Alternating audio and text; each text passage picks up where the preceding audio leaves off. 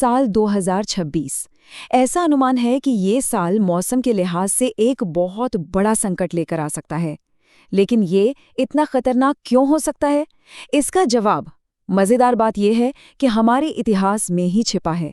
अतीत में हुई एक घटना हमें आज के लिए एक बहुत बड़ी, बहुत ज़रूरी चेतावनी देती है। चलिए, इसी को आज समझने की कोशिश करते हैं। बात है साल 1877 की। उस वक्त की ब्रिटिश इंडिया की मद्रास प्रेसिडेंसी में गर्मी इतनी भयानक थी कि लाखों लोग भूख से मर गए। कहते हैं हर सड़क, हर गांव में बस लाशें बिछी हुई थीं।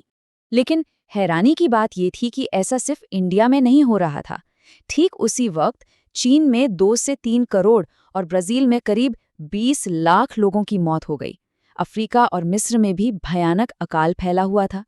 ये कोई अलग अलग घटनाएं नहीं थीं, नहीं, बल्कि ये सब एक ही शक्तिशाली मौसमी घटना से जुड़ी एक ग्लोबल तबाही थी।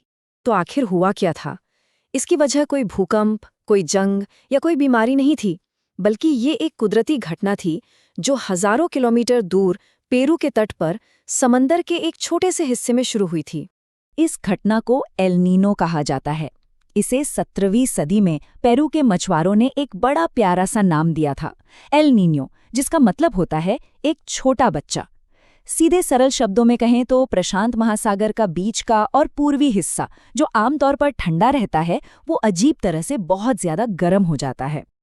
अब ये स्लाइड बहुत अच्छे से समझाती है कि ये काम कैसे करता है।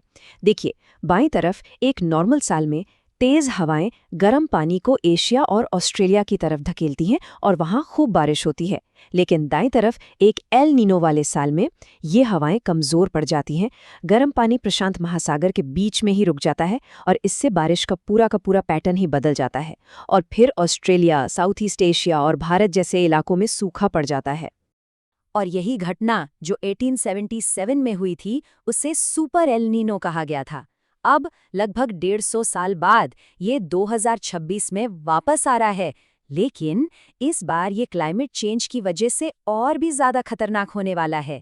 इस स्लाइड पर जो बात लिखी है वो बहुत जरूरी है। हमारी धरती औद्योगिक क्रांति के समय से अब तक पहले ही औसतन 1.4 डिग्री सेल्सियस गर्म हो चुकी है। मतलब ये हमारा नया बेसलाइन है। इतनी गर्मी तो अब रहेगी ही। अब इस बेसलाइन गर्मी के ऊपर एक सुपर एल नीनो इवेंट अपनी गर्मी और जोड़ता है, जो तापमान को और 1.5 डिग्री सेल्सियस तक बढ़ा सकता है। और जब हम इन दोनों को मिला देते हैं तो हमें मिलता है करीब 2.9 डिग्री सेल्सियस का एक भयानक आंकड़ा। इतनी बड़ी तापमान की गड़बड़ी इंसानी इतिहास में पहले कभी नहीं देखी गई।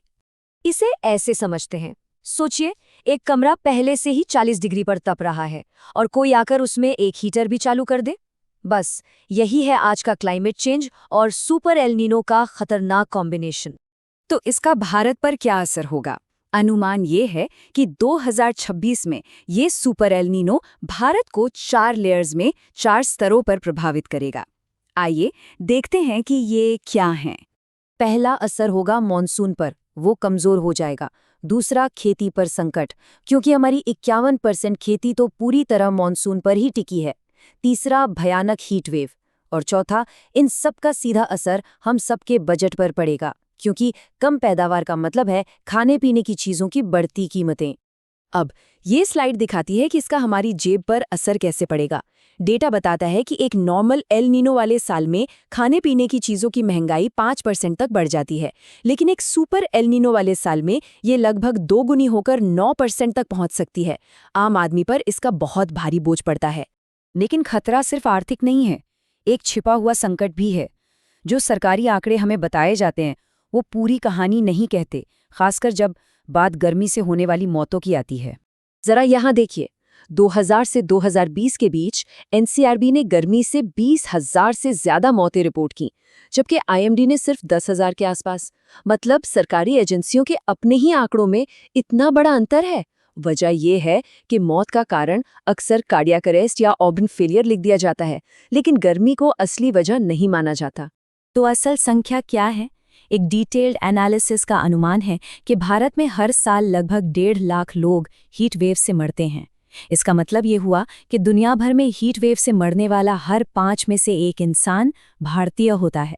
तो सवाल ये है कि इन मौतों को ठीक से गिना क्यों नहीं जाता?